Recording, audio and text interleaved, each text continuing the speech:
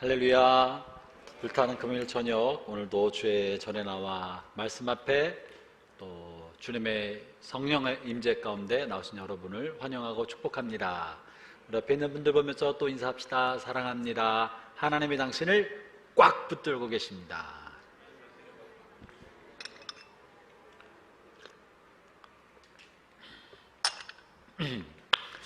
지난 시간에 우리가 계시록 10장을 했었는데 10장 간단하게 한번 정리하고 오늘 11장을 합니다.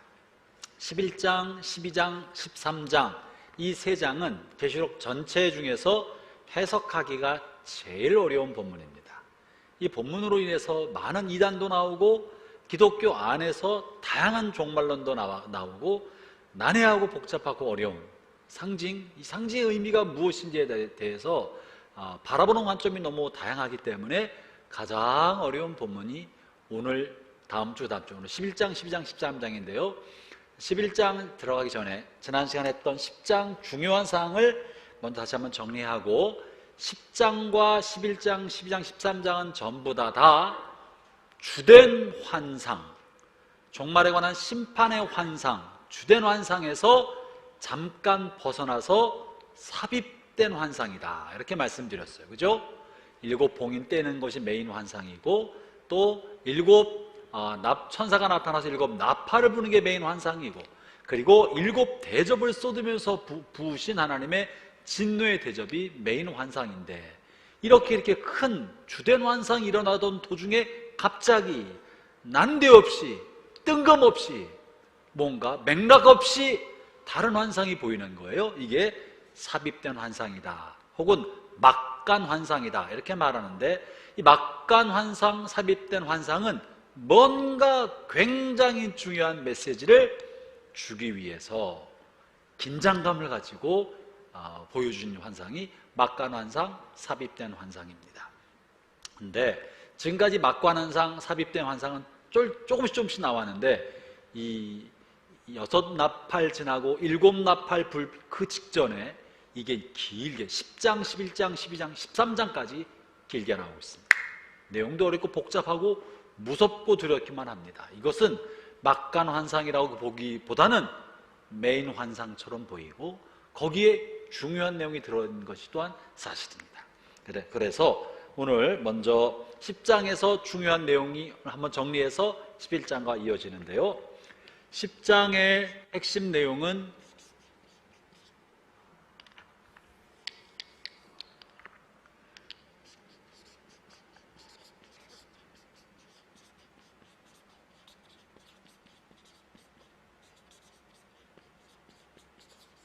펼쳐진 작은 두루마리였습니다. 그렇죠? 기억나시죠?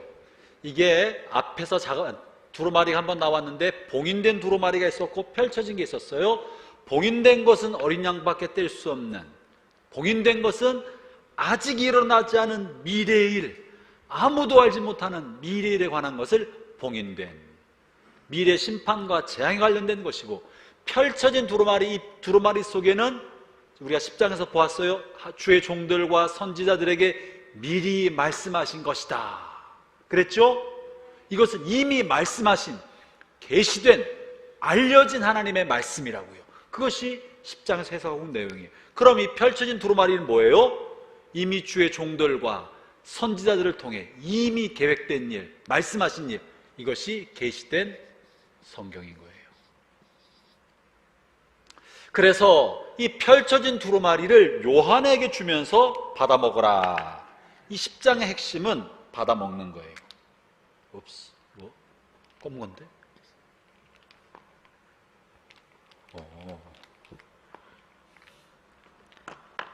자,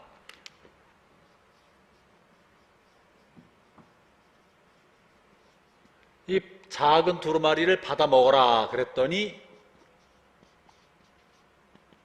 입에는 달다, 배에는 쓰다. 이게 10장 계시의 핵심입니다.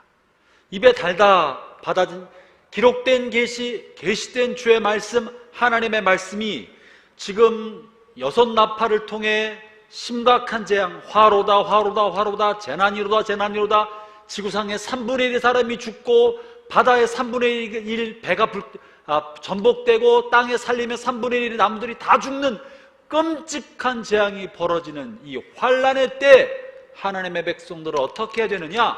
하나님의 백성으로 대표되는 요한은 하나님이 펼쳐진 작은 두루마리 계시된 말씀을 받아 먹는 것으로 이 환란의 때를 이겨야 한다. 이게 지난주에 드렸던 핵심 말씀이었어요. 그럴 때 입에 달다 먹을 때는 할렐루야 은혜스럽습니다. 그렇죠? 주의 말씀 읽으면 은혜스러워요. 송이 꿀보다 더 달아요. 주의 말씀을 들으면 은혜를 받고 힘을 얻고 용기가 나서 입에 달아요. 그때 은혜가 되는 거야. 어떤 데 눈물도 나고 마음도 뜨거워지고 힘도 생기고 용기도 나고. 그러나 배는 우리의 삶으로 적용하고 육화, 체화되려 하는 데는 쓰다 고통스럽다. 이건 은혜스럽다, 고통스럽다. 이런 특징이 있다는 것입니다. 그런데 하나님이 우리에게 원하시는 것은요, 입에 머물고 있는 거예요? 육화시키는 거예요? 육화시키는 거예요. 이 환란의 때를 이겨내는 비결은 말씀을 많이 외우는 것만이 아니고 입에 먹는 것으로 끝나지 않고 입에 다물고 있으면 안 되고 많이 읽고 많이 묵상하면서 육화되어서 쓴 고통을 통과할 때에만 환란을 이길 수 있는 것입니다. 그래서 이 말씀을 묵상하고 육화시킨 일을 게을리하면 우리는 결코 환란을 이겨낼 수 없다. 고난을 이겨낼 수 없다. 근데 이거 어떤 환란이 있을 것인가? 어떻게 쓴가? 이것이 오늘 11장에 나와 있는 것입니다. 11장의 내용은 이렇게 하나님의 백성이 배쓴 이 고통을 어떻게 지나갈 건가? 말씀을 육화시키고 실천하는 데는 쉬운 일이 아니다. 쓰다. 그러나 그런 것이 하나님의 백성, 믿음의 백성에게 필요하다 하는 것이 환란의 기간을 통과할 하나님의 백성에게 하나님이 요구하시는 겁니다. 자, 그 내용, 이 배 쓴 게 어떤 건가, 우리가 어떤 삶을 살아야 되는가가 11장에 실렸다는 건데요. 이제 그 중에 먼저 11장 1절부터 봅니다. 먼저요, 우리가 11장에 아직 좀 전에 읽었지만 읽으면서 이해가 되는 분도 계시겠지만 이거 어디서 본 듯한 거라고 생각되는 분도 계시고 뭔 소린가 모르는 분도 많을 거라고 생각합니다. 제가 계시록 서두에 다룰 때 계시록의 상징과 비유가 굉장히 많은데 상징과 비유는 어떻게 풀어야 된다고요? 성경을 통해 풀어야 됩니다. 성경을 통해 풀어야 됩니다. 성경에 먼저 계시된 것을 가지고 상징과 비유를 풀어야지 임의로 자기 기분대로 자기가 은혜 받는다로 자기가 갑자기 번뜩 떠오르는 통찰력과 빛나는 지혜로 풀려고 하면 이단에 빠지고 모순에 빠진다. 성경을 근거로, 혹은 성경의 근거가 없을 때는 수많은 영적 학자들이, 영성가들이, 믿음의 사람들이 오랫동안 반복해서 연구해 놓은 2000년 기독교 역사의 전통적 견해로 풀어가야 되는 것이지 갑자기 튀어난 자기의 생각으로 풀어서는 큰 오해에 빠진다 말씀을 드렸어요. 기억하시죠? 또 한 가지, 본문은 상징과 비유인데 당시의 사람들이 읽을 때도 우리처럼 오리무중에 빠져요. 당시의 사람들이 읽을 때는 이해가 될 수 있는 말이었어요. 이것도 제가 1장 서두에서 말씀드렸어요. 이것은 미래에 있는 우리 같은 사람에게 준 거다. 당시에 살고 있는 고난받는 하나님의 백성에게 준 말씀이다. 당시에 살고 있는 네로 황제와 도미시안 황제의 박해 아래 생명의 위기를 지나고 있는 박해받는 하나님의 백성들이 읽고 위로받고 희망을 발견하게 하기 위해서 준 말씀입니다.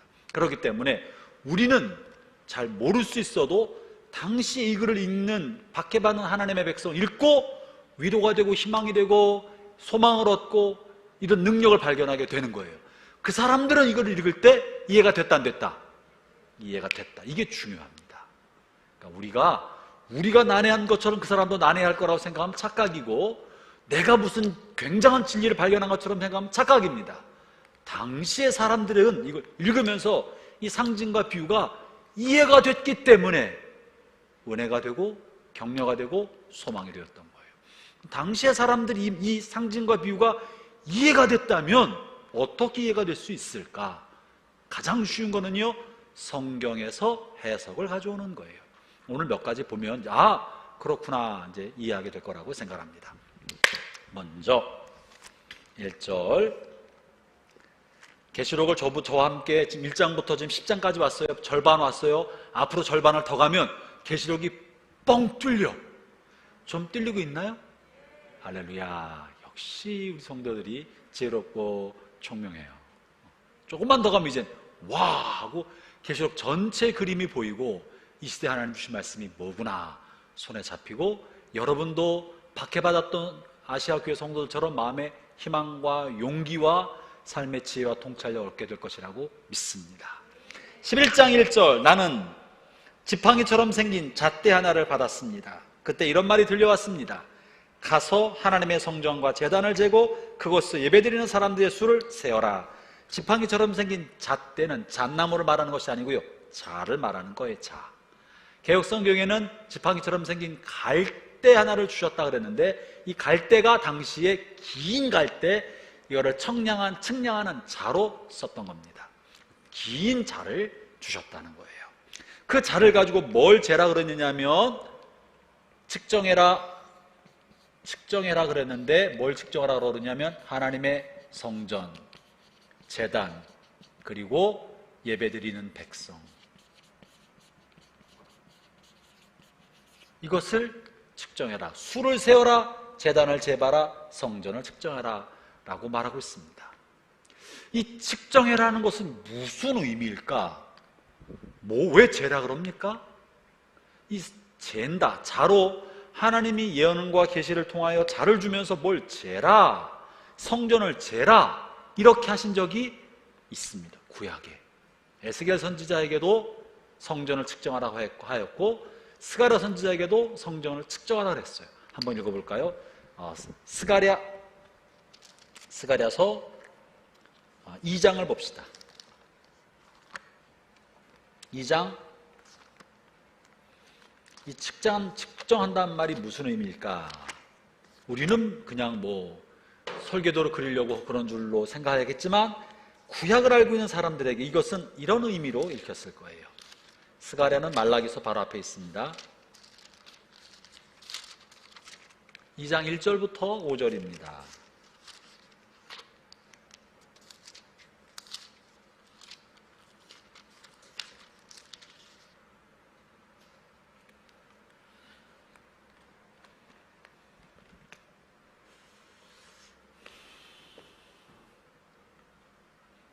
제가 읽을 테니까 한번 같이 보세요. 내가 위를 바라보니 측량줄을 잡은 사람이 보였다. 내가 그에게 물었다. 어디로 가십니까? 그가 내게 말했다. 예루살렘을 측량해서 그 너비와 길이가 어떠한지 알아보려 간다. 그때 나와 더불어 말하던 천사가 앞으로 나가자 다른 천사가 그를 맞으려고 나와왔다. 두 번째 천사가 그에게 말했다. 달려가서 저 소녀에게 이렇게 전하여라. 예루살렘에 사람과 짐승이 너무 많아 성벽이 없는 성이 될 것이다. 여호와의 말씀이다. 내가 밖으로는 예루살렘을 에워싸는 불성벽이 되어주겠고 안에서는 예루살렘의 영광이 되겠다. 무슨 말입니까? 천사 지금 스가랴가 환상을 보고 있는데 길이를 재는 긴 줄을 가지고 나오는 천사를 봤어요. 어디로 왜 가십니까? 예루살렘 성전을 내가 측량하러 간다. 당시에 예루살렘 성전이 존재했어요? 존재하지 않았어요? 이 바벨론 포로기에 쓴 책이에요. 바벨론의 군사들이 성전을 완전히 다 무너뜨렸다고요. 성전이 다 무너졌어요. 없어요. 폐허가 됐어요. 스룹바벨이 그 성전을 다시 짓고 느헤미야가 다시 지었는데 성전이 지금 없는 상태예요. 그 성전을 측정한다. 없는 성전을 측정한다. 너비와 길을 측량한다. 뭘 의미한다? 성전을 측량한다는 것은 재건한다는 말이에요. 재건이란 말은요, 회복이라는 의미예요. 그죠? 하나님이 재건하기 위하여, 건물로는 재건이고 공동체로 말하면 회복의 비전인 거예요. 하나님이 새롭게 하신다. 그렇기 때문에 지금 선지자가 갈대 같은, 지팡이 같은 자를 주면서 성전을 측정해라, 하나님의 성전을 측정하고 제단을 재어보고 그 속에 예배하는 사람의 수를 세어봐라. 이것은 하나님의 성전을 재건하시겠다는 비전을 보여주는 거예요. 그리고 사실 이때 예루살렘 성이 AD 70년 로마군의 침공으로 다 무너졌었습니다. 다 무너졌었습니다. 그래서 이것을 물리적으로 지역적으로 말하면 다시 무너진 성전을 다시 재건하는, 지금 스가랴가 읽은 것과 같은 그런 내용의 환상이에요. 당시 요한과 유대인들과 구약성경을 알고 있는 사람들에게 이 말을 들을 때 스가랴 이정 조금 전 읽은 그런 환상이 생각나겠어요, 안 나겠어요?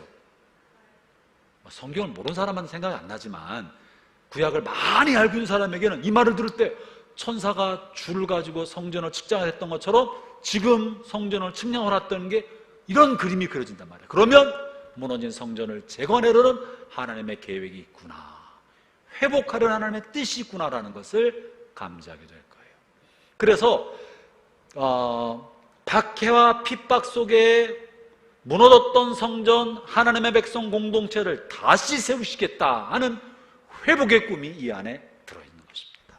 그런데 놀라운 사실은요, 여기에서 하나님이 지금 측정하라고 한 거, 측량하라고 한 거, 재건하라고 한 거는요, 제단과 예배하는 사람들 뿐입니다.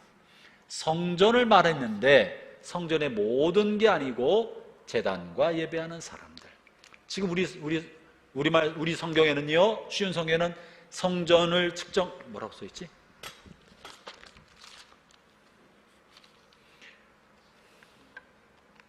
제가 머릿속에 개역 성경이 머리에 많이 들어있어가지고 이 쉬운 성경이 아직은 잘 안 들어와요. 확인해 봐야 돼. 하나님의 성전과 제단을 재고 그것을 예배드리는 사람의 수를 세어라, 이렇게 되어 있는데, 그래서 이 세 가지로 되어 있는데요, 개역 성경 한번 읽어볼까요? 여기가 다 그리고로 연결이 되어 있어요. 개역 성경 한번 읽어주시겠습니까?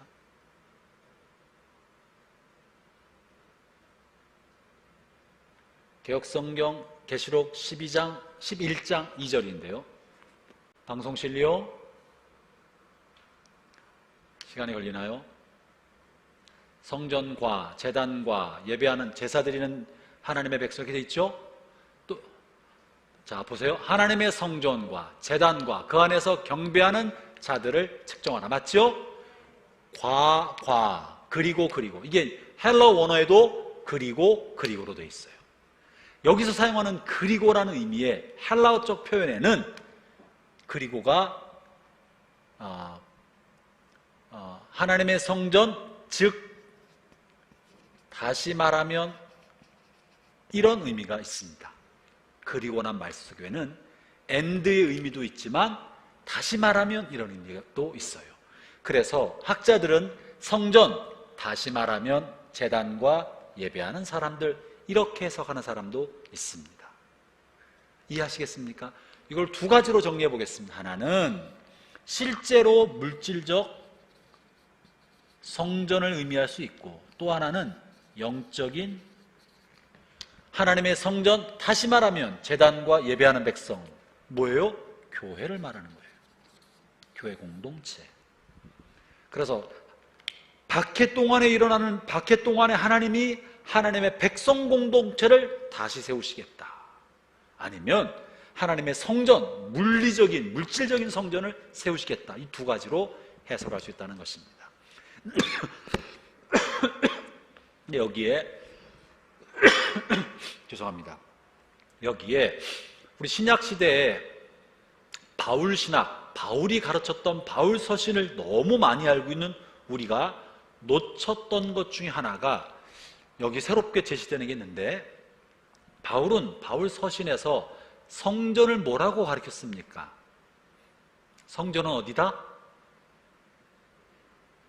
우리 안에 있다, 그죠? 우리 안에 있다. 그리고 성전은 지금 어디다? 우리가 성전이다. 맞아요, 안 맞아요? 건물이 아니고 하나님의 백성 공동체가 성전이다. 그래서 교회와 성전을 일치시켜서 보았습니다. 성전과 교회를 하나로 보았어요. 그런데 이 바울의 편지에서 여러 부분에 걸쳐서 우리가 성전이고 하나님의 영이 계신 우리가 성전이고 하나님의 영이 운행하고 계신 교회 공동체가 성전이다 라고 이야기해 왔는데, 요한의 관점에서는 공간과 사람을 분리시키고 있습니다.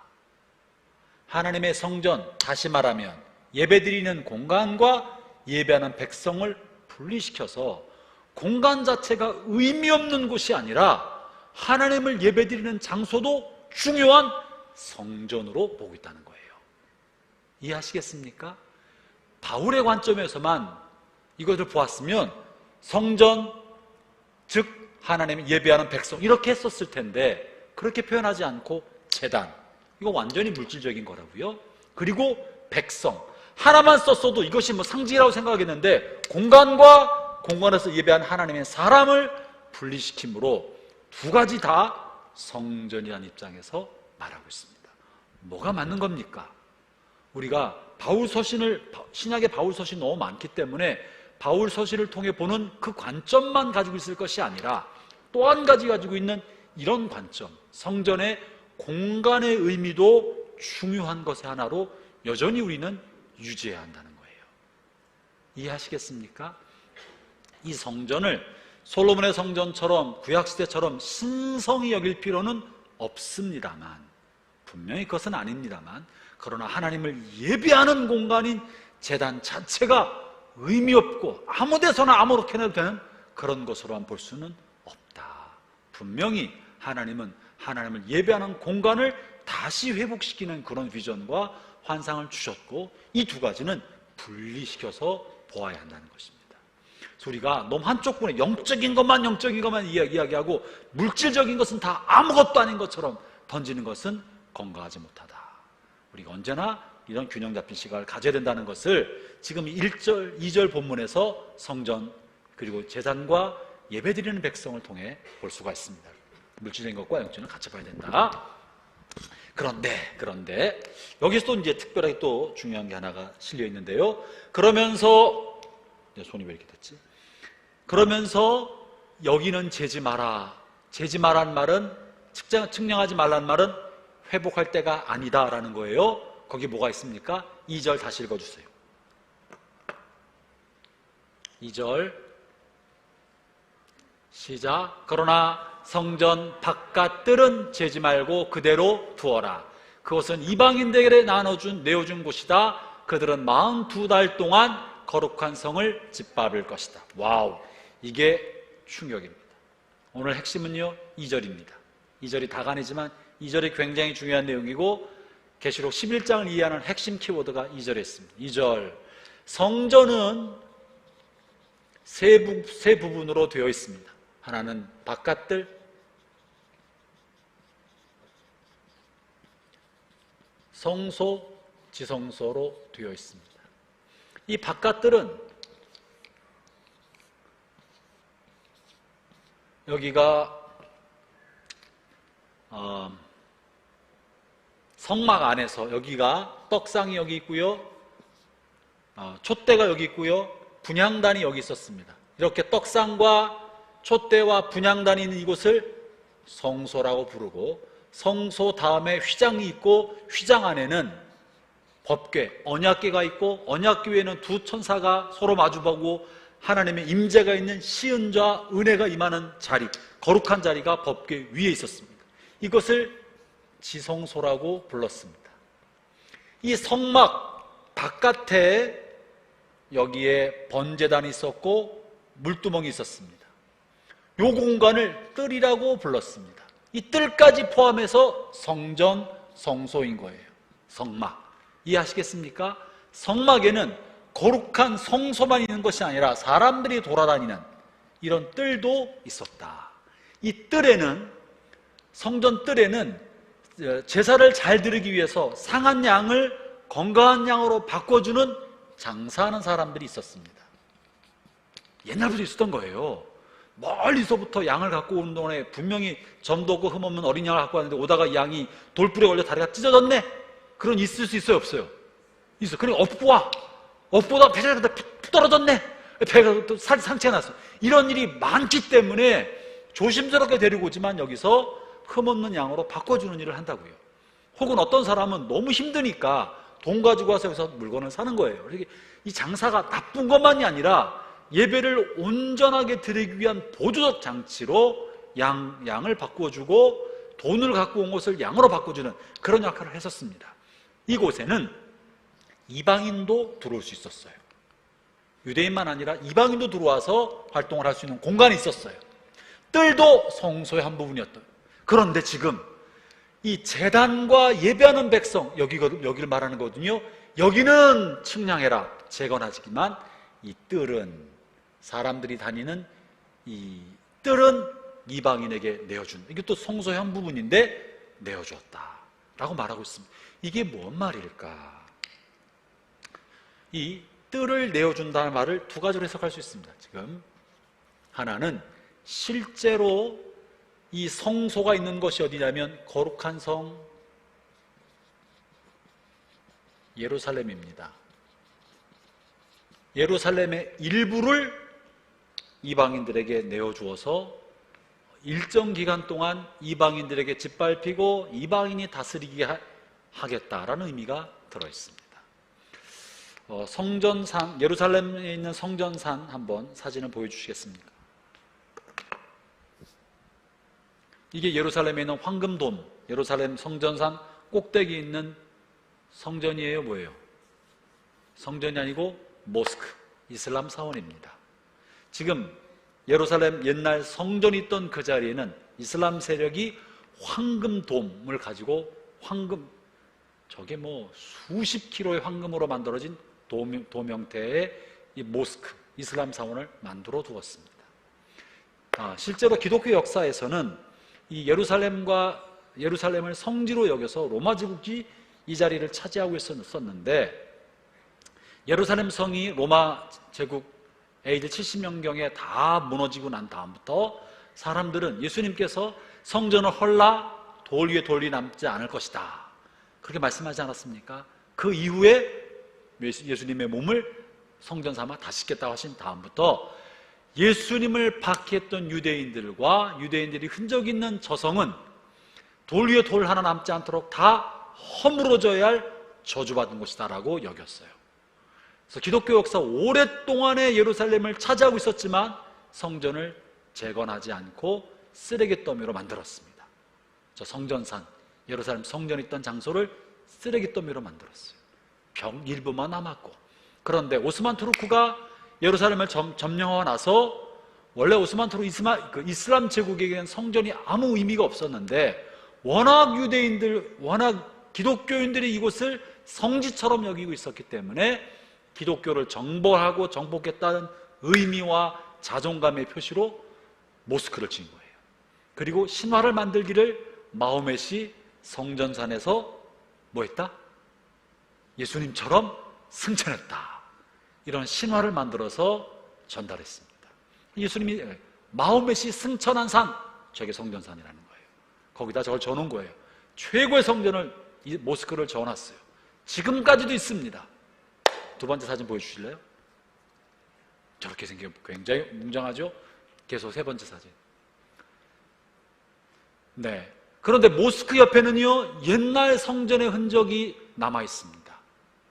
그러니까 일부, 모스크가 예루살렘 성전 원래 전체를 차지하는 것이 아니고 전체 영역 중에 이 한 뜰의 한 부분만 이방인에게 내어주어서 오랫동안 이방인에게, 이슬람에게 짓밟히도록 하신 것 같아요. 지금도. 근데 언젠가 주님께서 저곳에 다시 예루살렘 성전을 세우게 할지도 모릅니다. 문자대로 해석하면, 지금 계시록을 문자대로 해석하면 새 예루살렘 성이 다시 내려올 것이다, 이런 표현이 마지막에 실려 있습니다. 그래서 문자대로 보면 이렇게 된다는 거예요. 여기 이해하시겠습니까? 성전 뜰을 예수님이 오신 이후로 이방인에게 내어주어서 이 예루살렘 성전이 완전히 짓밟히고 이방인들이 우상숭배하는 곳이 되어버려 하셨다고요.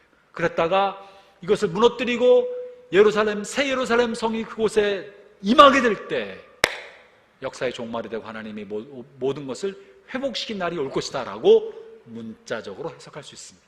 반면에 영적으로 해석하면 어떻게 되나? 영적으로는 성전을 지성소와 성소와 뜰로 나눌 때 성전을, 지성소는요 하나님의 영이 임하시는 장소입니다. 영이 어디 임합니까? 우리의 영을 상징하는 곳이라고 합니다. 성전을 우리가 다 주의 영이 거하시는 성전이기 때문에 이렇게 해석할 때 우리가 다 성전이기 때문에 지성소는 우리의 영이고 성소는 말씀의 떡과 성령의 지혜, 그래서 성소는 지정의, 인격, 정신, 마음이 있는 우리의 혼의 세계, 이게 성소로 해석을 합니다. 육체는, 뜰은 뭐예요? 육체인 거예요. 육체. 그러면 일정 기간 동안 이방인에게 내어주어서 짓밟히게 만든다라고 내어버려 두신 공간, 박해 아래서 하나님이 내어버려 두신 공간이 어딘가? 뜰이라는 거예요. 뜰이라면 어디다? 우리의 육체를 하나님이 이방인에게, 불신자에게, 악한 이들에게, 사탄의 세력에게 내어주어서 고난받도록 허용하셨다라는 것이 2절의 해석입니다. 다시 한번 볼게 보세요. 그러나 성전 바깥들은 재지 말고 그대로 두어라. 굉장히 강력한 명령인 거예요. 방치해라. 내버려 두어라. 그것은 이방인들에게 내어준 것이다. 누가 주신 거예요? 하나님께서 주셨다는 거예요. 그러니까 불신자들의 세력 아래, 불신자들이 이 성전에 있는 예루살렘 성전의 일부를 장악하여서 저렇게 하도록 하나님이 허용해 주신 것이듯이 일정 기간 동안에, 여기 보면 그들은 42달 동안 거룩한 성을 짓밟을 것이다. 일정 기간 동안 하나님의 백성이 육체를 괴롭히고 고통받게 하고 못 살게 굴도록 하나님이 허용해 주셨다 하는 것이 본문의 해석입니다. 이해하시겠습니까? 그 일정 기간 42달, 얼마 동안? 42개월. 이게 또 여기 그 다음에 핵심이에요. 자, 여기서 중요한 건 육체적 고통을 허용해 주셨다. 기간은 일정 기간. 그 기간이 42달이고요 42달을 연으로 하면 어떻게 되죠? 몇 년? 10년? 3년 반. 3년 6개월. 맞죠? 이거를 일수로 따지면 1260일. 맞아요?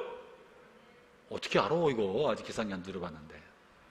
이게 계시록에서 해석하는 매우 중요한 해석의 열쇠가 2절에 나와 있는 42달 1260일 3년 반이라는 기간입니다. 자, 이런 것을 무엇을 가지고 해석해야 된다고요? 상징은, 이해할 수 없는 상징은 수수께끼, 노스트라다무스의 수수께끼가 아니라 당시에 있는 사람들은 이해할 수 있을 만한 내용이었다. 어떻게 이해했다? 구약을 다 알고 있으면. 그죠? 구약에 이런 말이 나왔을까 안 나왔을까? 나왔지. 구약에. 다니엘서 7장.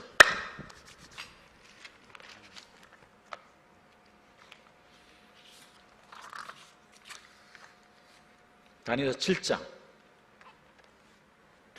자, 다시 말씀드립니다. 42개월, 3년 반, 1260일 동안 하나님이 하나님의 백성의 몸을 악한 자들, 이방인들, 불신자에게 고난받도록 내어주셨다. 맞죠? 계시록을 보죠. 다니엘서 7장.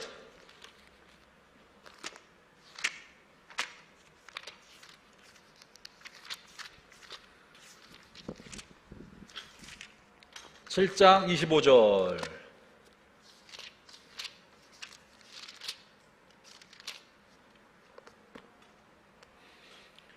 여러분 성경 옆에다가 다니엘 7장 25절로 써놓으세요. 그래야 읽을 때 이게 뭔 말이었지 생각이 날 겁니다.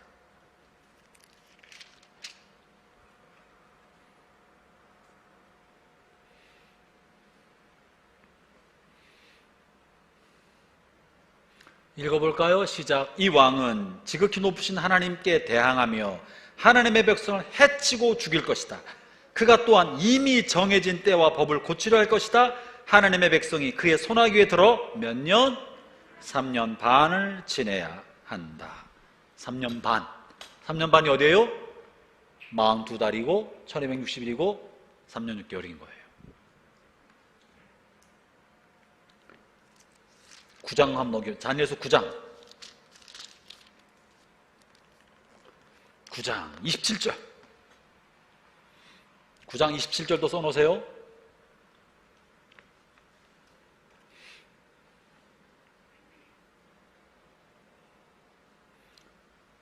같이 읽어볼까요? 시작. 그 통치자는, 이게 악한 왕이에요. 악한 임금이에요. 악한 세상의 통치자예요. 시작. 그 통치자는 많은 백성과 더불어 7년 동안 언약을 맺을 것이다. 그는 3년 반 동안 예물과 제사를 못 드리게 막을 것이다. 그리고 멸망의 끔찍한 것이 성전의 가장 높은 곳에 놓이게 되겠지만 하나님께서는 그 사람을 없애리라는 명령을 이미 내리셨다. 성전의 가장 거룩한 곳에 지금 악한 것들을 놓아서 악한 것에게 성전을 내어주고 7년 동안 약속을 맺고 3년 반 동안 예배를 못하게 하고 또 예물을 못 드리게 하는 박해를 가할 것이다. 이 3년 반이라는 의미가 다니엘서에 반복되어 표현되어 있습니다. 계시록에 있습니다. 3년 반은 뭔가 하나님의 백성에 임하는 박해의 기간이다. 이 박해가 육체의 박해를 거하지 우리 영혼은 죽이지 못한다는 거예요. 자, 다시 이제 계시록으로 돌아옵니다.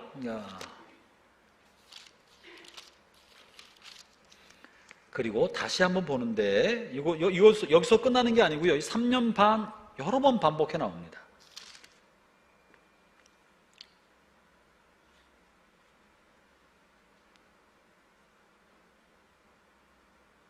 음,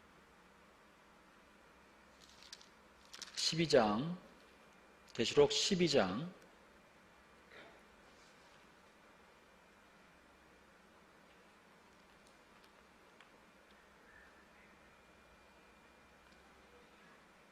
5절 6절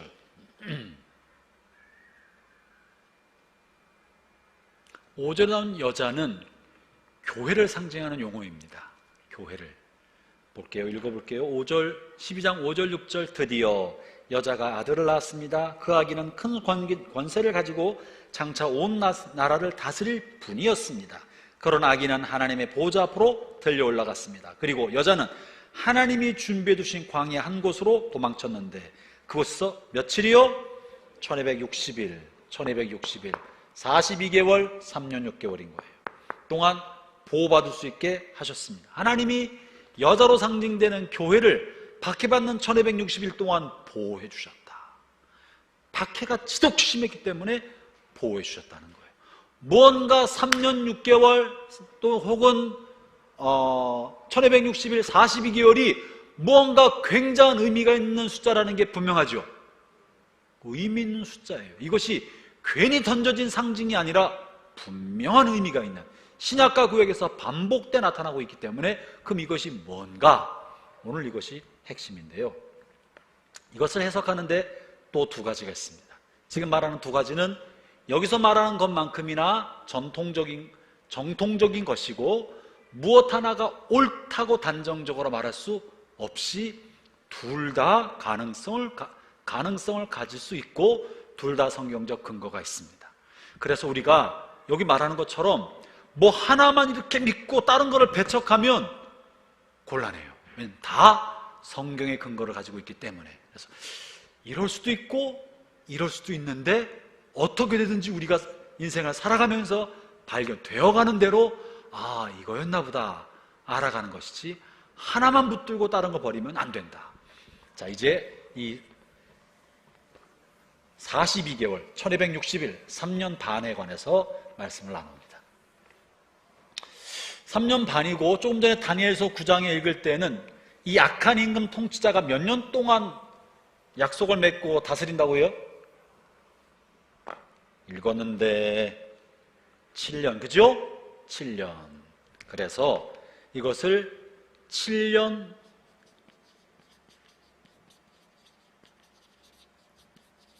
7년 대환란이라고 말하고 계시록 용어로는 7년 대환란설이라고 말합니다. 7년간의 환란이 있는데 앞에 3년 반 동안 환란이 있고 뒤에 3년 반 동안 또 다른 환란이 있다.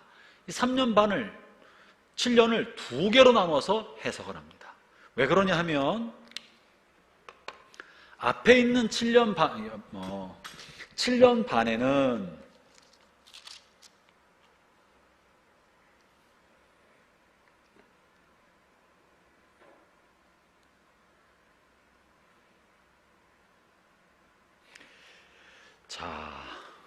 먼저 42달 동안 거룩한 성을 짓밟게 할 것이다 읽었죠? 3절 읽어보겠습니다. 또 나옵니다. 11장 3절이에요.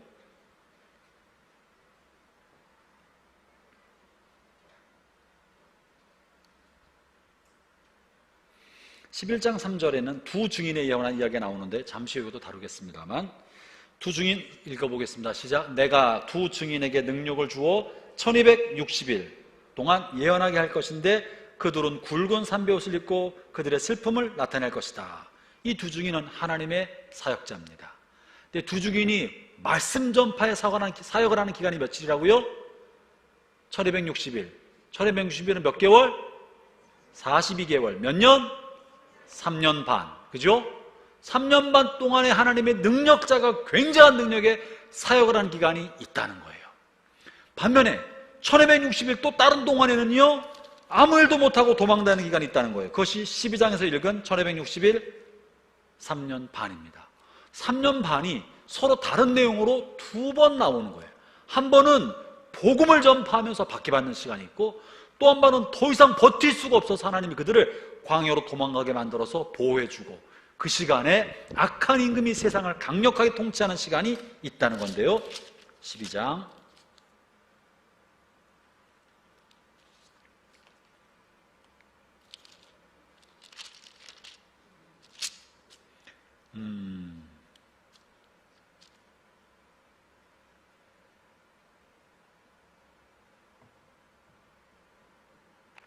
12장 4절.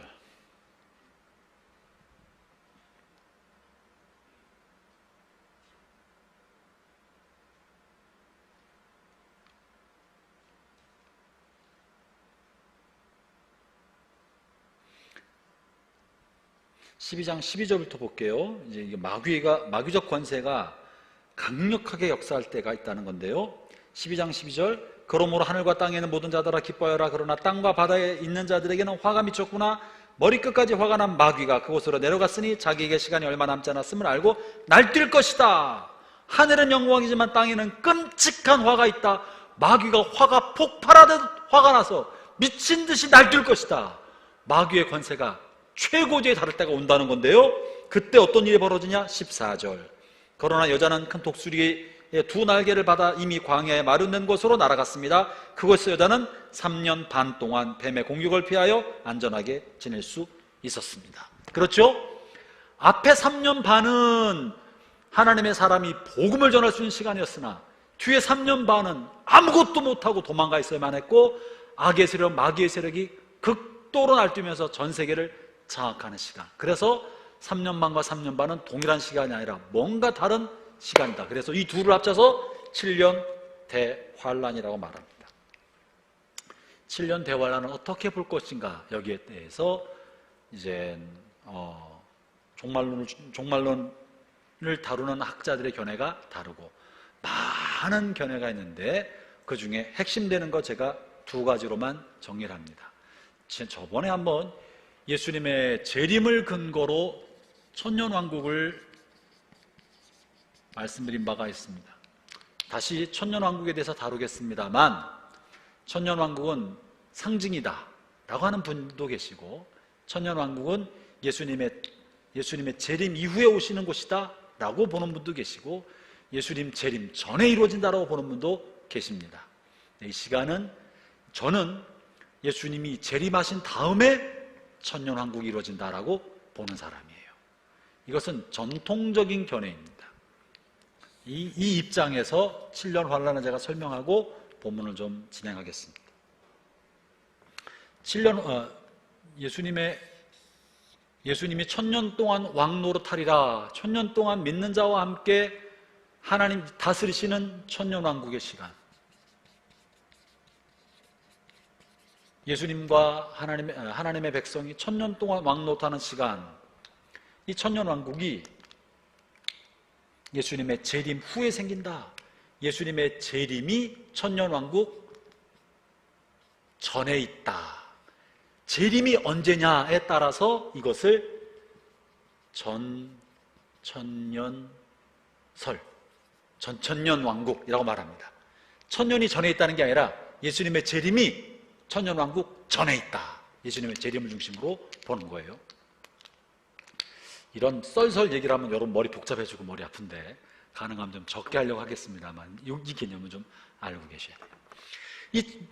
이 7년 대환란을 설명하는 학설이 천년왕국을 중심으로 요때부터 7년간 재림 전에 7년간의 대환란이 있다.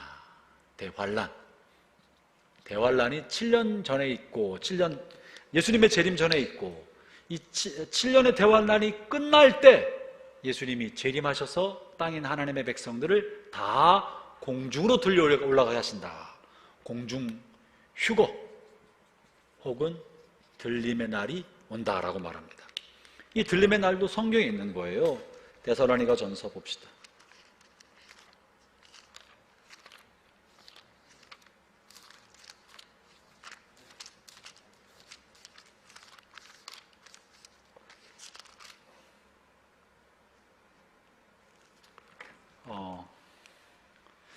천년 왕국이 문자적인 숫자가 아니고 다른 거다라고 보는 분도 많이 계십니다. 잘못된 거 아닙니다. 이단도 아닙니다. 그러나 주장하는 관점이 다른 건데 천년 왕국이 어떤지에 대해서는 제가 분명히 다시 설명해 드릴 테니까 이렇게 말고 다르게 천년 왕국에 대해서 들으셨던 분들이 고민하지 마세요. 여러분 어떻게 들었는지 제가 다 알고 있습니다. 근데 나중에 다시 말씀드릴 테니까 지금은 대환란을 설명하기 위해서 제가 이 전천년 왕국으로 설명하는 게 제일 설명이 좋기 때문에 이렇게 설명해 드립니다. 휴거가 있다는 건데요. 뭐 휴거를 안 믿는 분도 계세요. 그러나 성경에 있기 때문에 데살로니가 전서 4장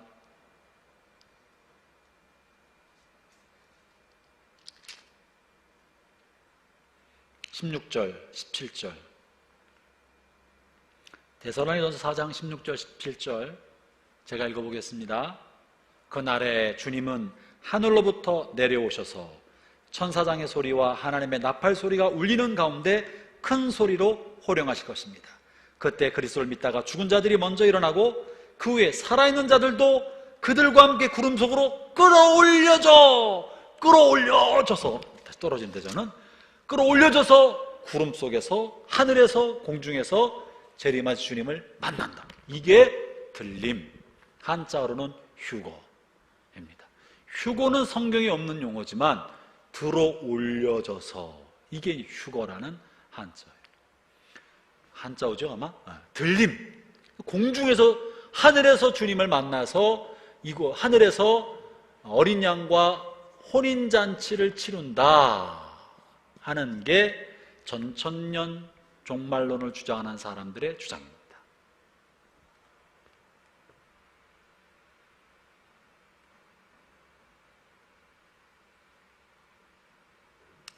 이 중에 어떤 사람은 이 환란이 전천년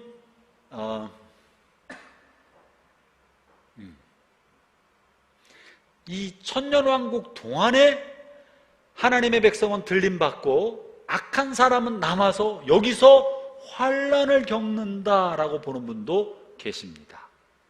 하나님의 백성이 다 들림받고 지나가는 동안에 여기 전천년이 아니고 죄송합니다. 이때가 아니고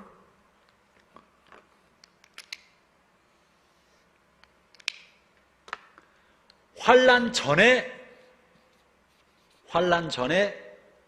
휴거가 있고 휴거하고 나서 이 휴거를 두 가지로 보는 건데요. 재림 전에 환란이 있다고 보는 그렇게 주장하는 분, 전환란을 주장하는 분이 계시고 후환란, 환란 후에 예수님의 재림이 있다라고 보는 분들이 계십니다. 그러니까 전환란을 보는 분들은 전 환란은 하나님의 백성과 불신자들이 다 환란을 통과한다는 거예요. 후 환란을 얘기하는 분들은, 가만있어 봐, 내가 지금 아니지, 후 환란을 얘기하는 분들은 여기서 환란이 일어나고, 아니 여기서 예수님이 재림이 일어나고 환란이 일어나기 때문에 예수님을 믿는 사람은 환란을 안 통과하고 불신자들만 남아서 환란 받는다. 후 환란은 불신자만. 전 환란은 신자, 불신자 모두 환란을 지나간다는 게 이제 전 환란과 후 환란입니다. 제가 지금 말하려고 하는 전 환란이나 후 환란이 아니라 중요한 건 역사 가운데 이렇게 특정 어떤 기간,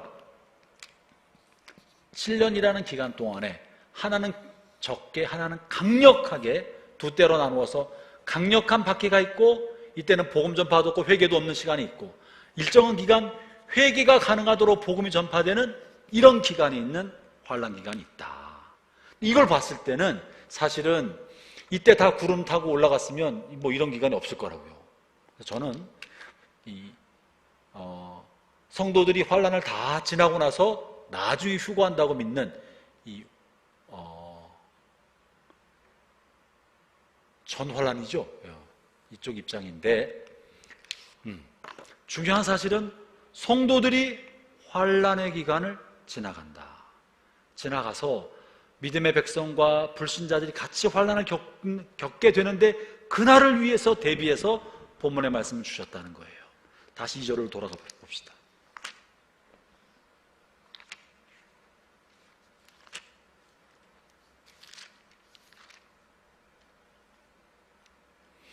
삼절 봅니다. 이제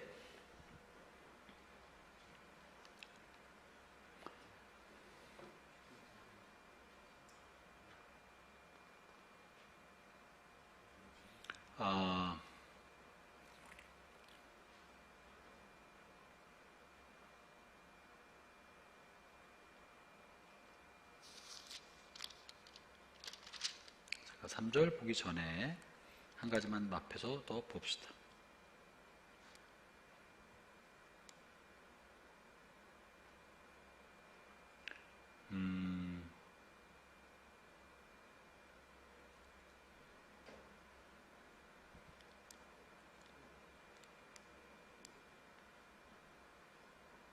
아니다.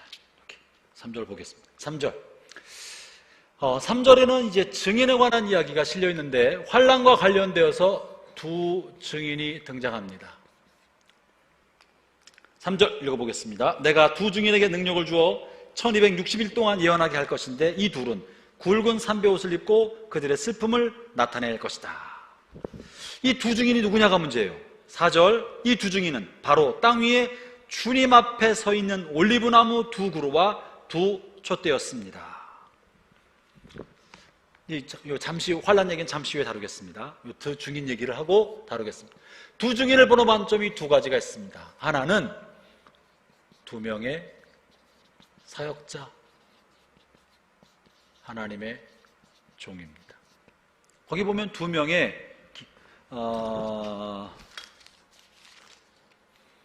땅 위에 주님 앞에 서 있는 올리브나무 두 그루와 두 촛대, 감람나무 두 그루, 두 촛대, 뭔가 하나님이 선택해 세우신 권위가 위임받은 특별한 하나님의 사람이라고 표현하고 있는 거예요. 이거 누굴까 뭘까 본문을 가지고는 알 수가 없습니다. 사실은 이 본문 가지고 이단들이 많이 나타납니다. 이 감람나무는 기름 부음 받은 올리브 기름, 감람유를 흘려보내는 것이고, 기름 부음 받은 사람을 상징하는 용어입니다. 기름 부음 받은 사람. 그럼 기름 부음 받은 사람에 해당하는 헬라어가 뭐죠? 그리스도예요. 그리스도. 예수님이 기름 부음 받은 사람이에요. 그래서 본문을 가지고 예수님이 한 그리스도고 나도 한 그리스도다. 그리스도가 예수님 한 분밖에 아닌 게 아니라 자기도 말세에 나타나는 두 증인 중에 하나가 자기다라고 주장하는 사람들이 많고, 그래서 이단이 나옵니다. 이단이 이 본문을 가지고 자기를 그리스도와 대등한 교주화하는 중요한 본문 중에 하나가 이 바로 말세에 나타날 두 증인 때문에 그렇습니다. 이 증인이 얼마나 강력한 영향력을 나타내느냐 하면 5절을 볼까요? 같이 읽어보겠습니다. 시작. 누구든지 그들을 해치려고 하면 그 입에서 불이 나와 원수들을 삼켜버릴 것입니다. 이처럼 그들을 해치는 자는 죽고 말 것입니다.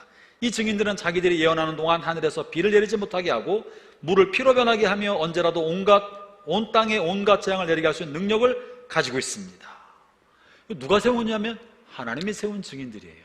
근데 이 증인들이 굉장한 기적과 능력을 나타내는 사람이다. 능력자예요. 능력자로 나타나고 이들을 대적하는 사람에게는 입에서 불이 나와서 그 사람을 불태워버린다.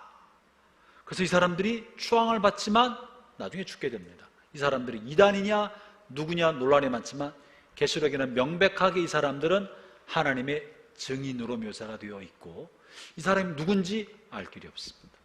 중요한 사실은요, 우리가 이 1번의 학설에 의하면 말세에 누군지는 모르지만 하나님 앞에 위대하게 쓰임받는 영적 권위를 가지고 있는 사람이 나타난다.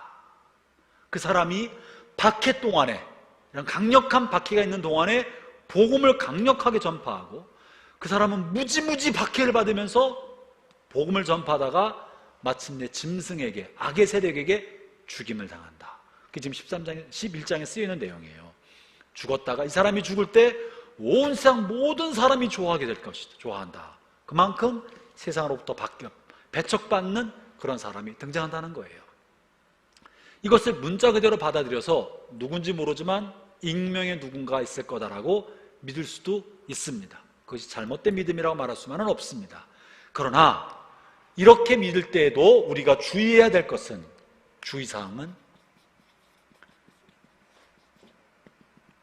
기적과 능력을 행하는 사람은 이런 사람이 될 가능성이 있기 때문에 우리가 기적과 능력을 행하는 사람을 가까이 해야 된다. 맞아요, 틀려요? 난해하죠? 이 사람은 주의 종이 틀림없는 거예요. 그러나 기적과 능력을 행한다고 해서 다 이런 사람은 아닙니다. 마태복음 24장 24절인가? 잠깐 볼까요?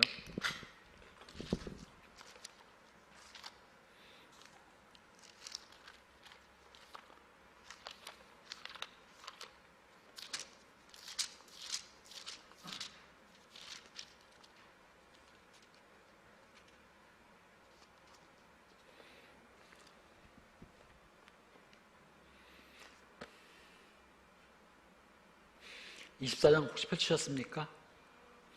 그 24장은 대환란에 관한 이야기를 다루고 있습니다. 이 대환란은 계시록에만 있는 것이 아니라 예수님의 말씀에도 이 대환란에 관한 이야기를 하셨어요. 먼저 24장을 펼쳤죠. 24절 읽기 전에 21절을 보겠습니다. 21절 마태복음 24장 21절, 이 대환란에 관한 이야기입니다. 제가 읽을게요. 보세요. 그때 많은 어려움이 있을 것이기 때문이다. 많은 어려움이라 되어 있고 개역성에는 큰 환란이라고 되어 있습니다. 세상이 생기고 나서 지금까지 이 같은 환란은 일어난 적이 없었고 이후로도 없을 것이다. 혹시 개역개정판으로 한번 읽어주실래요? 전무후무한 큰 환란이 있을 것이다 라고 지금 예수님이 말씀하신 거예요. 개역개정에 이는 그때 큰 환란이 있겠습니다. 창세로부터 지금까지 이런 환란이 없었고 이후에도 없으리라고 예수님 하신 거예요. 언젠가 마지막 때 큰 환란, 대환란이 있을 것인데 전무후무한 그 대환란이 있을 동안에 어떤 일이 벌어졌냐? 24절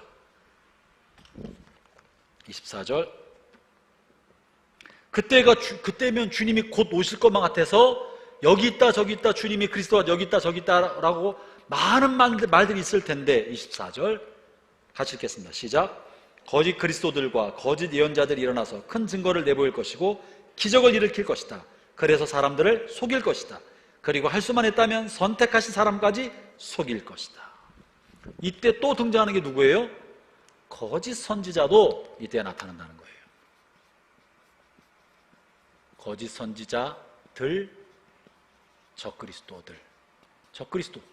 이 사람들도 나타나서 기적을 행하게 된다는 거예요. 여기에 대해서 우리가 분별력을 가져야 되는 거예요. 분명히 하나님의 사람도 기적을 향해서 그가 전하는 복음이 하나님께서 주신 거라는 사실을 강력하게 증거해요. 이 하나님의 사람이 전하는 이야기는 지금 4절에 굵은 베옷을 입고 슬픔을 나타낸다고 표현하고 있는데, 굵은 베옷을 언제 입는 거예요? 회개할 때 입는 옷이에요. 백성들에게 세상을 향하여 하나님 앞에 절박하게 회개하라는 강력한 메시지를 나타내면서 스스로 통곡과 슬픔 속에 살아가는 거예요. 근신하며 살아가고 세상을 회개시키려고 몸부림치고 있는데, 그러면서 굉장한 능력을, 엘리야 같은 능력, 모세 같은 능력을 나타냅니다. 거기 나타나 있는 것이 엘리야 시대, 모세 시대에 있었던 일들이에요. 예를 들면 해치려고 할 때 불이 나와서 원수들을 삼켜버릴 것이다. 엘리야가 한 번 있는데 아하시아 왕이 엘리야를 잡으려고 50명의 군대를 보냈어요. 50명, 100명 군대를 보냈어. 그러자 엘리야가 내가 만약에 너희들이 찾는 사람이라면 하늘에서 불이 내려와 너를 삼킬 것이다 그랬더니 진짜 하늘에서 불이 내려와서 엘리야를 잡으러 아하시아 군대를 불태워버렸습니다.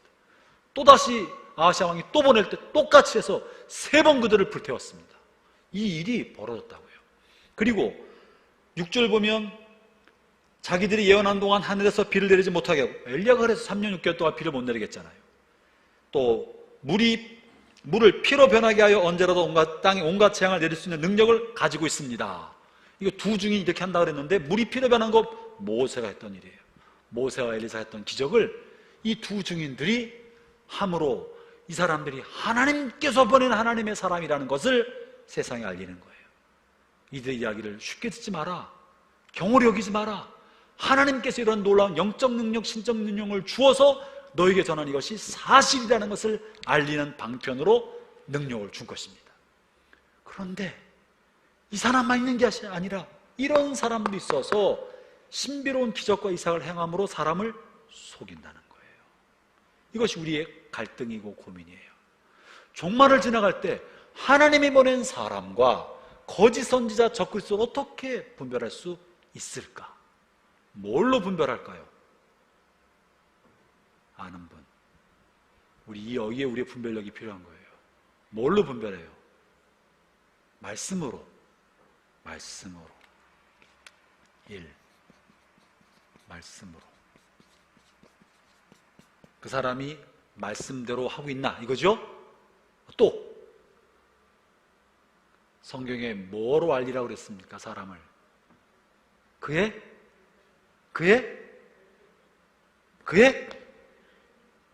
얼굴로? 외모로? 그의 열매로. 이 열매는 뭐예요? 그 행한 능력이 아니고 성령의 열매예요.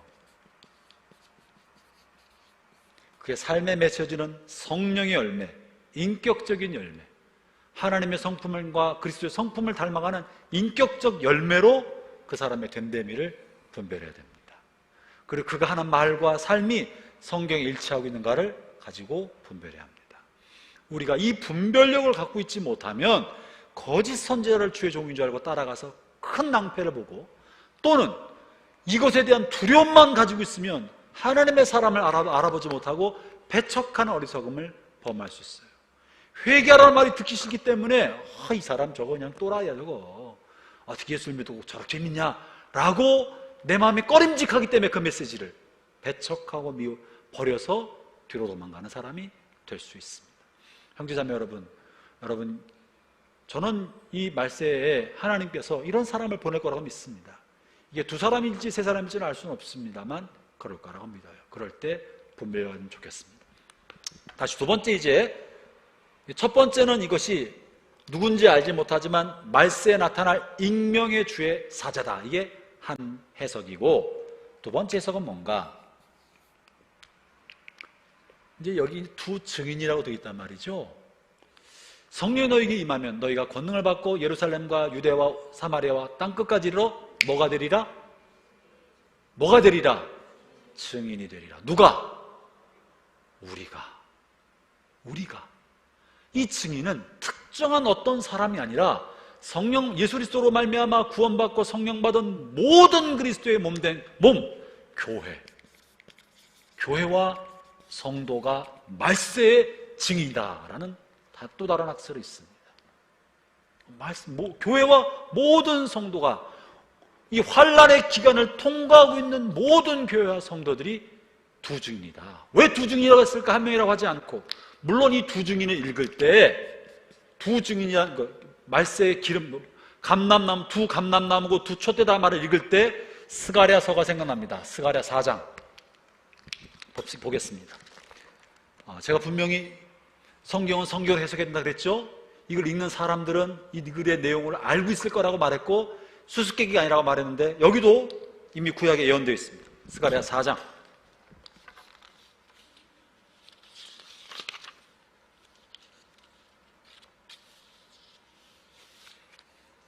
2절부터 3절을 보겠습니다.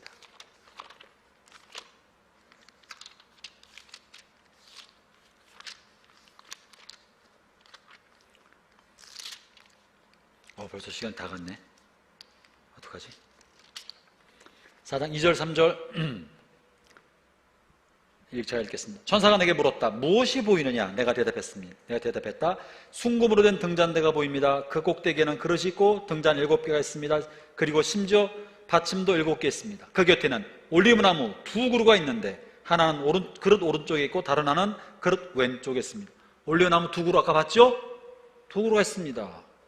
나와 이 얘기하던 천사에게 물었습니다. 이것이 무엇입니까? 천사가 말 안 해줘.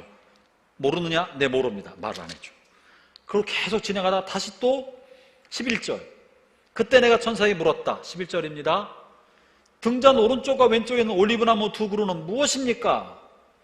두 올리브나무 가지는 무엇입니까? 그 두 금대롱을 통해 올리브 기름이 등잔으로 흘러가고 있습니다. 천사가 말했다. 그것들이 무엇인지 모르느냐? 내가 대답했습니다. 모릅니다, 내 주여. 그러자 천사가 말했습니다. 그것들은 온 세상을 다스리는 여호와를 섬기도록 주께서 기름 부어 거룩히 구별하신 두 사람을 나타낸다. 그죠? 이 스가랴 4장에 있는 이 환상이 계시록 11장에 있는 두 증인의 환상과 일맥상통하고 계시록 11장을 해석하는 구약의 열쇠인 것입니다. 그래서 구약을 알고 있는 사람들과 유대인들은 이 글을 읽으면 바로 스가랴서가 생각이 나게 돼 있어요. 스가랴서 나와 있는 이 두 증인은 누군가? 여호와를 섬기도록 선택받은 두 기름 부음 받은 사람. 스가랴 4장에 있다 그랬죠? 두 기름 부음 받으니. 당시에 누구에게 기름 부었느냐 하면요, 성전을 재건하도록 대제사장 여호수아와 당시 유대 총독으로 부름받고 총독으로 와서 성전 재건을 주도적으로 이끌었던 사람 느헤미야가 아니고 여기에는 스룹바벨입니다.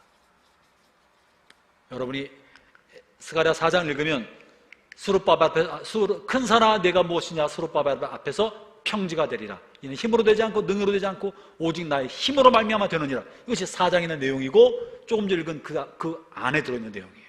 이 두 사람을 말하는 거예요. 이 두 사람이 하나님이 세우신 성전 재건과 이스라엘의 회복을 위해 세우신 하나님의 사람, 지도자인 거예요. 그래서 이 말은 굉장히 설득력이 있습니다. 괜한 얘기가 아니고 말세 하나님이 쓰실 만한 지도자로 하나님이 두 사람을 실질적으로 사람을 세울 수 있는 가능성이 있는 거예요. 이 구약에도 그랬기 때문에 이렇게 할 수도 있지만 이것이 영적으로 상징적으로 온 성도하고 교회 공동체가 증인이기 때문에 이럴 가능성도 있다. 뭐가 맞다고요? 우린 정확히 모른다. 가능성이 다 있다. 이럴 수도 있고 이럴 수도 있으니까 다 마음을 열어놓고 있자는 거예요. 먼저 그럼 이왕이면 이게 좋잖아, 그죠? 이왕이면 이게 좋죠. 우리도 이러면 되잖아. 우리가 어떻게 말세에 쓰임받는 교회 공동체 성도가 될 수 있을까? 핵심은요, 올리브나무 기름 부음인 거예요. 기름 부음. 우리 안에 성령의 기름 부음이 있으면 우리가 증인이 됩니다. 그것이 사도행전 1장 8절의 말씀입니다. 오직 성령이 너희에게 임하시면 너희가 권능을 받고 내 증인이 되리라. 권능을 받지 못하고 성령의 기름 부으심을 받지 못하면 권능 있는, 능력 있는 주의 증인이 되지 못해요. 어둠의 세력과 악의 세력과 맞서 싸워서 이겨내는 증인이 되지 못해요. 입에서 불 같은 것이 나와서 악한 세력을 사로잡게 만드는 능력 있는 하나님의 사람이 되지 못해요. 그러면 이렇게 해석하면 우리가 분별력이 필요하고, 이렇게 해석하면 우리가 뭐가 필요해요? 말세를 살아가는 하나님의 백성들이 이것을 해석하면, 이렇게 해석한다면 우리에게 뭐가 필요한 거예요? 성령의 능력이 필요한 거야. 우리에게 필요한 건 성령. 이렇게 해석한다고 하면 우리는 분별력이 필요해. 말씀을 더 많이 읽어서 말씀에 대한 분별력과 통찰력을 가지고 거룩한 인격을 준비하며 살아가야 할 게 필요하고, 이렇게 해석하면 성령 충만하고 능력 충만하고 성령의 기름 부어서 주님, 내가 이 말세의 악의 세력과 진리로 맞서 싸워 이겨낼 수 있는 하나님의 사람이 되게 해주십시오. 그게 필요한 거예요. 왜냐하면 이 악이 너무너무 세기 때문에 그런 거예요. 아까 이것이 이 대환란 기간 동안에 이루어지는 일이기 때문에 이 환란에서 승리하고 살아남은 사람들이 승리자가 되어서 이날 주님 앞에 휴거한다는 거예요. 그러면 이 대환란을 통과하는 하나님의 백성들에게 하나님의 능력이 필요할 뿐 아니라 우리는 어떤 삶을 살아야 될까? 이 대환란을요 7년이라고 보는 사람이 있지만, 대환란, 이것도 정리해야 돼. 바쁘네. 대환란을 실질적인 7년 혹은 3년 6개월로 봅니다. 두 번째, 이 3년 6개월이 두 번이니까 7년이에요. 이렇게 실질적으로 7년이라고 볼 만한 근거가 너무 많아요. 이런 숫자가 많이 나오니까. 1460일, 42개월, 3년 반, 7년 이런 말이 반복해 나오는 것은 우연이 아니라 진짜 그렇기 때문에 그럴 가능성이 많고, 그런 어떤 사람들은 그렇게 실질적으로 7년이라고 보는 사람이 있고, 두 번째, 어떤 사람은 상징이다, 상징으로 해석합니다. 언제부터? 예수님의 부활 승천 이후부터 주님이 재림하실 때까지 모든 기간이 7년 대환란이다. 7이라는 숫자는 완전 수이기 때문에 예수님의 부활 승천 이후로 예수님의 재림 때까지 인류의 긴 기간은 의와 정의가, 복음이 악의 세로부터 박해받았던 대환란 기간이다. 우리는 대환란을 지나고 있다. 또 이 대환란은 틈틈이 반복적으로 역사 가운데 벌어지고 있다. 어떤 한 특정한 기간만이 아니라 벌어지고 있다 라고 보는 사람들입니다. 그것이 일정 기간인데 일정 기간이 짧은 기간이 아니라 긴 기간이다. 그렇기 때문에 당장이라도 주님의 재림이 올 것처럼 생각할 것이 아니다, 이런 말씀도 있거든요. 그렇기 때문에 이렇게 보는 사람도 있습니다. 자, 정리합니다.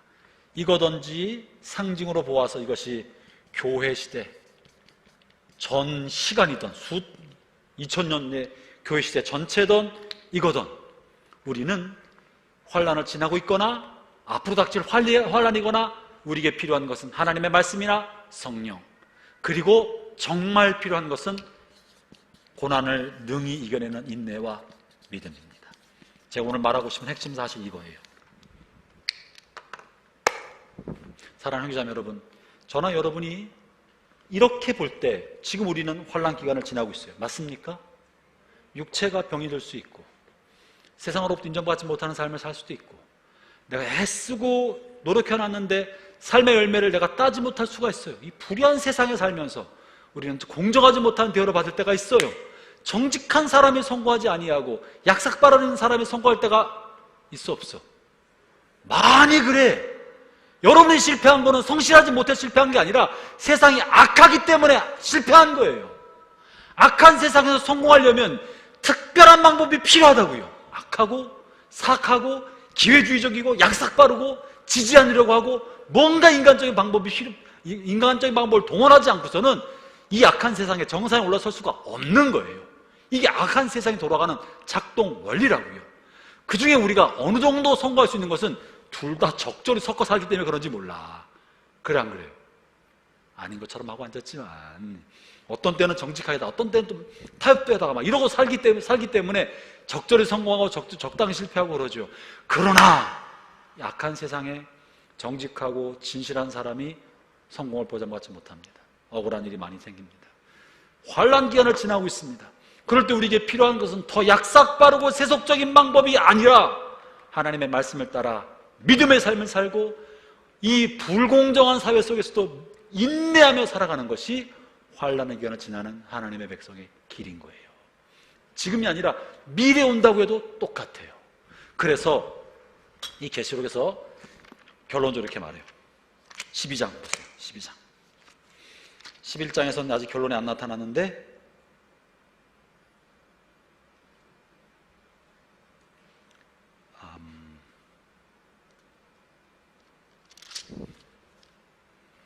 어디 있어?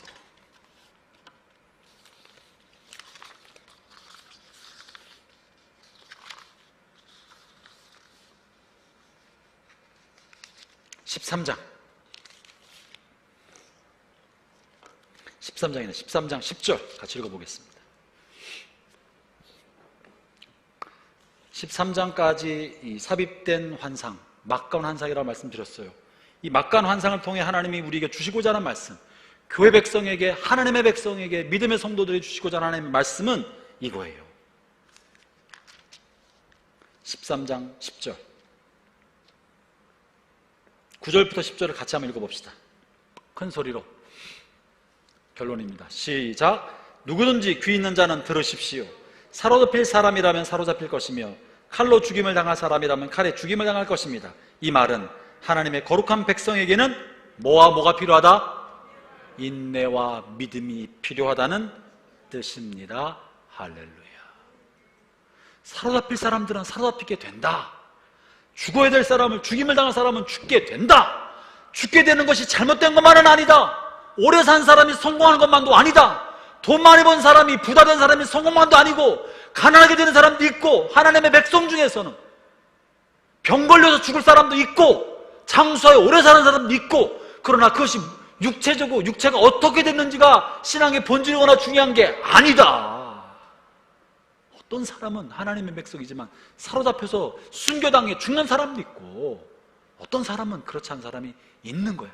그렇기 때문에 우리에게 필요한 것은 삶의 자리가 어떠든지 간에, 고난을 당하는지 성공하든지 어떠든지 간에 인내하고, 우리 삶의 모든 관점을 믿음으로 살아가고, 세상의 눈으로 보이는 대로 살지 않고 믿음으로 살아가는 것, 이것이 이 막간 환상을 통해 기가 막힌 일들이 많이 벌어지고 환난과 끔찍한 고통의 일들이 벌어질 때 하나님이, 하나님의 백성이 주시는 말씀이라는 거예요. 사랑하는 형제자매 여러분, 저는 저나 여러분의 삶의 자리가 오늘 대환란을 지나는 그런 자리라고 생각합니다.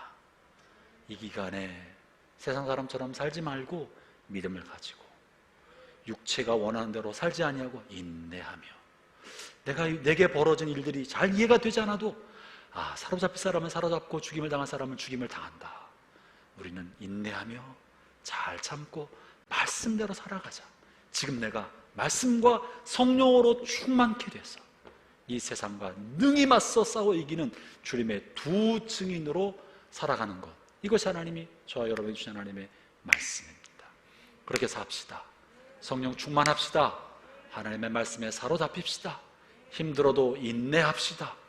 눈으로 보이는 대로 살지 않고 믿음으로 삽시다. 기도하겠습니다.